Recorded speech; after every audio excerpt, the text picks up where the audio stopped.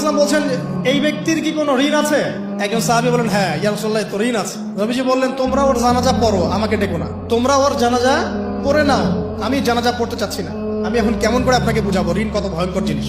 আপনি যে ব্যাংক থেকে 3-4 কোটি টাকার লোন নিয়ে রাখছেন, লাখ লাখ টাকা লোন নিয়ে বসে আছেন, দিব্যি সুখে বসে আছেন, এমন চিন্তায় যে আপনার মৌত হবে না। আর নবী সাল্লাল্লাহু আলাইহি ওয়াসাল্লাম সময়ে একজন মারা যাচ্ছেন, তিনি বলছেন তোমরা জানাজা পড়ে নাও, আমি জানাজা পড়তে চাচ্ছি না। মানে ঋণগ্রস্ত ব্যক্তি জানাজাও তিনি পড়তেন না। তারপরে একজন এসে বললেন, ইয়া রাসূলুল্লাহ, আমি তার ঋণ শোধ করে দিব, তার যা ঋণ আছে আমি শোধ করে দিব। তখন নবী এসে জানাজা পড়লেন সাল্লাল্লাহু আলাইহি ওয়াসাল্লাম।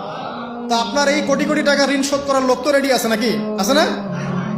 সমস্যা নেই, আপনার জানাজা পড়া হবে, আপনার মিলাদও হবে, আপনার একটা বড়সড় দোয়াও হবে ইনশাআল্লাহ। কিন্তু আল্লাহ পাক বলেছেন, শহীদ আল্লাহর পথে যুদ্ধ করে শহীদ হয়েছে, এই ব্যক্তির আত্মাও ঝুলে থাকে যতক্ষণ পর্যন্ত না তার ঋণটা শোধ করা হয়।